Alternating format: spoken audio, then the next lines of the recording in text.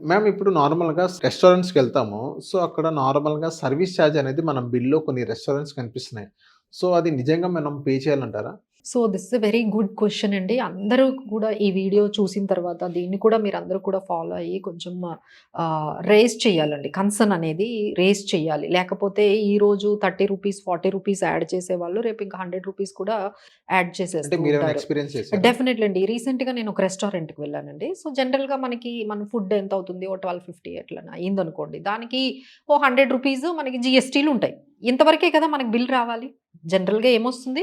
మనకి కాస్ట్ తర్వాత GST add అయ్యి మనకి బిల్ అనేది జనరేట్ అవుతుంది. ఆ జనరేట్ అయిన తర్వాత మనకేమవుతుంది టిప్ అడుగుతారు. టిప్ ఈస్ ఎ వాలంటరీ కదండీ! టిప్ అవును. Isn't it voluntary. ఇష్టమైన వాళ్ళు ఇస్తారు, ఇవ్వకపోతే ఇవ్వరు.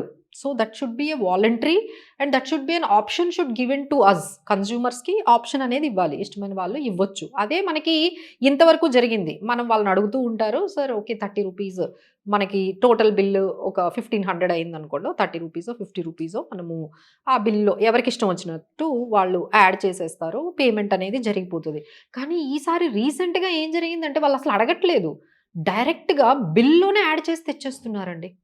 బిల్‌లోనే వాళ్ళు సర్వీస్ చార్జ్ అని అంటే మనం ఏదైతే టిప్ అంటామో అది సర్వీస్ చార్జ్ అనేది బిల్‌లోనే వాళ్ళ సాఫ్ట్‌వేర్‌లోనే అది అలా పెట్టేసారనమాట. బిల్ జనరేట్ చెయ్యడమే ఆ సాఫ్ట్‌వేరే ఆ సర్వీస్ చార్జ్ యాడ్ చేసేస్తూ ఉన్నారు. యాడ్ చేసేసి ఇక వాళ్ళిష్టం. వాళ్ళు రూ. 50 పెట్టొచ్చు, రూ. 60 పెట్టొచ్చు. మన బిల్ బట్టి రూ. 100 పెట్టొచ్చు. So, the more your bill is the more could be the service charges.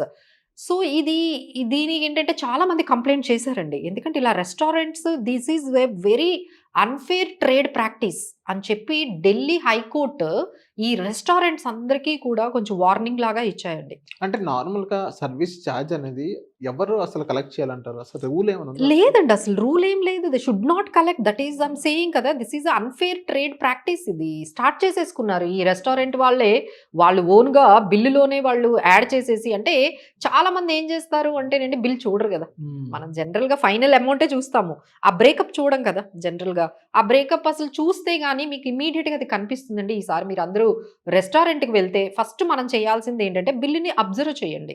Food ఎంతయింది? GST ఎంతయింది? అంతవరకే మనం పే చేయాలి.